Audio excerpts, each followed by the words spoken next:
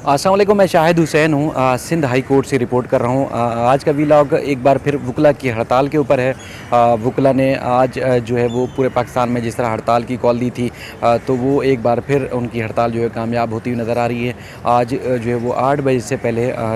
Sindh high court के तमाम जो दाखिली दरवाजे थे उनको बंद कर दिया गया था, तालेबंदी कर दी गई थी। और उसके बाद फिर जिस तरह औकात कार शुरू हुए अदालतों के, तो उसके बाद फिर देखने में आया कि साइलिन को, वकला को और जो लोग पेश होना चाहते थे अपने मुख्तलिफ़ केसेस की पैरवी के लिए, उनको अदालत में, अहाता अदालत में दाखिल नहीं होने दिया गया, उनको रोक लिया गया। और कई ऐसे केसेस जिनकी समाअत के बाद ये इम्कान ज़ाहिर किया जा रहा था कि आज उनके केस का कोई ना कोई फ़ैसला हो जाएगा, कोई ना कोई उनके साथ इंसाफ़ होगा, किसी न किसी तरीके से इंसाफ़ हो सकेगा।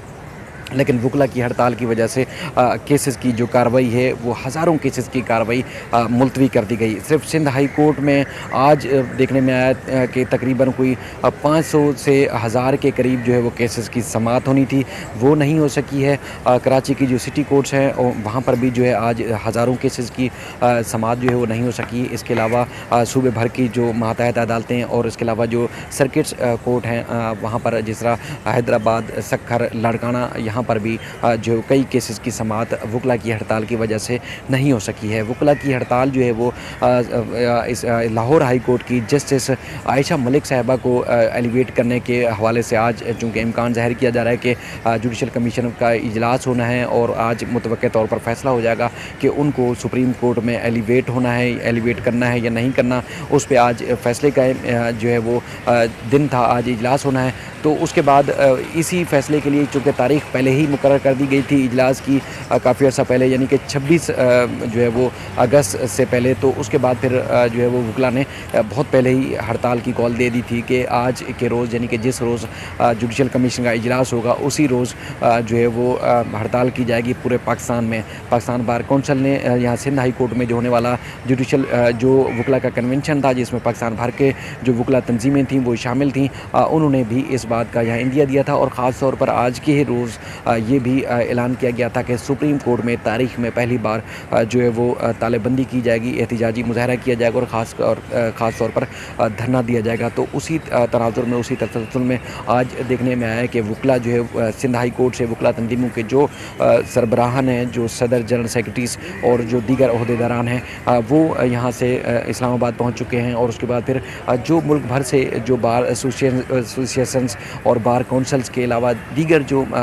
लोअर जुडिशरी की जो वकला तंजीमें हैं, उनके नुमाइंदगान भी सुप्रीम कोर्ट ऑफ पाकिस्तान में जो है वो पहुँच चुके हैं। और इस वक्त जो इतलात के मुताबिक जो है मुकम्मल तौर पर सुप्रीम कोर्ट में तालेबंदी है, धरना दिया जा रहा है, एहतिजाजी मुज़ाहरा किया जा रहा है। वकला का स्टांस है, वकला का मुतालबा है कि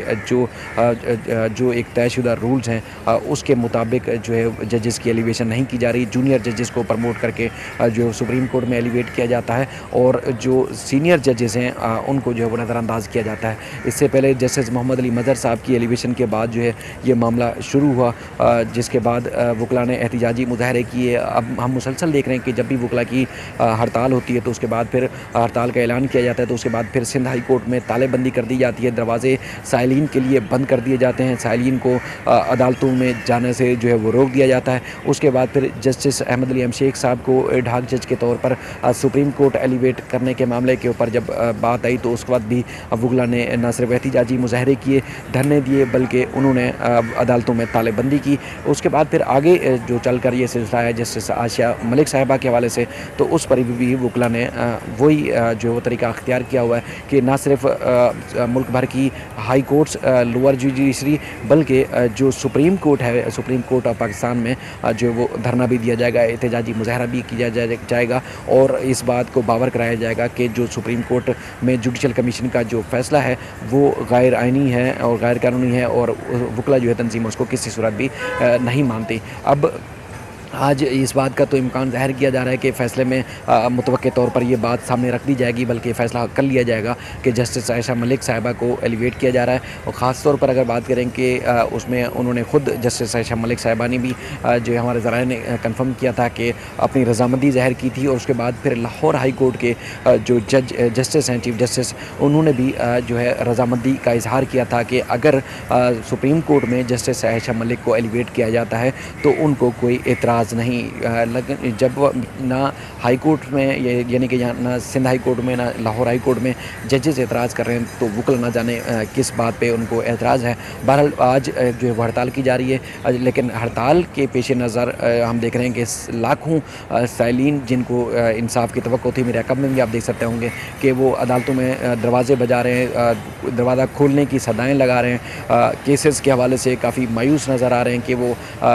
जिस तरह कराची में आज बारिश थी, बारिश में भी वो बेचारे चल के आए, उन्होंने कोशिश की कि जल्द से जल्द अदालत पहुँचे और आगे पहुँचे तो यहाँ तालेबंदी थी, यहाँ पर जो है वो मुज़ाहरा किए जा रहे थे, यहाँ पर उनको अंदर दाखिल नहीं होने दिया गया। उसके बाद फिर देखने में आया कि वुकला की जानिब से बाइकॉट था,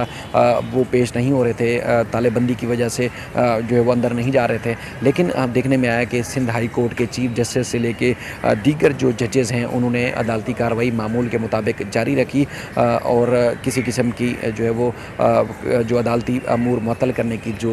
वुकला की अपील थी, दरख्वास्त थी, उसको जो है वो तस्लीम नहीं किया गया है, उनको नहीं माना गया है, बल्कि अदालती अमूर जो है वो जारी रखे गए। और हम यहाँ से चूँकि अंदर मीडिया को भी जाने की इजाज़त नहीं दी गई इस कार्रवाई के दौरान, तो सदाएँ सुनते रहे जो पेशकार हैं, जो पट्टे वाले हैं, वो आवाज़ें लगाते रहे साइलिन के नाम से, वुकला के नाम से। लेकिन कार्रवाई जो है चूँकि वुकला और साइलिन की वजह से अदालतों में ना जाने की वजह से मुलतवी कर दी गई। कई केसेस ऐसे हैं जिनकी बग़ैर कार्रवाई के समाअत मुलतवी कर दी गई। कई केसेस हैं जिनसे आज लोगों को इंसाफ की तवक्को थी, लेकिन वो दूर दराज इलाकों से आने के बावजूद मायूस जो है वो अदालतों से वापस लौट गए हैं। कई लोग ऐसे हैं जिसमें मैंने खुद देखा कि हाथ पाँव उनके फूल गए थे, जब देखा कि अदालतों को ताला लगा हुआ था तो वो काफ़ी मायूस नज़र आया, यानी कि पसीने छूट गए थे, लोगों के आंखों में आंसू तक आ गए कि जब उन्होंने देखा कि अदालतों में आज वुकला की हड़ताल है और उनके केस की जो है वो कार्रवाई नहीं हो सकेगी। इस तरह एहतसाब अदालतों में भी आज मुकदमात की समाअत होनी है। इंसदाद दहशतगर्दी की अदालतों में भी मुकदमात की समाअत होना थी, सेशन अदालतों में भी मुकदमात की समाअत होना थी। लेकिन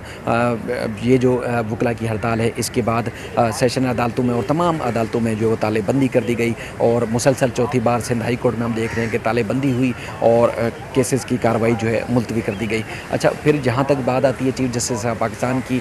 तो ज़राए इस बात का दावा करते हैं कि वो किसी सूरत भी जो है वो वुकला के दबाव में नहीं आएंगे, एहतजाजी मुजाहरों और धरनों के दबाव में नहीं आएंगे, बल्कि वो उनका जो एक फ़ैसला है वो फ़ैसले पर अमल दरामद ज़रूर करेंगे। क्योंकि बड़ों ने ये इस बात का फ़ैसला कर लिया है कि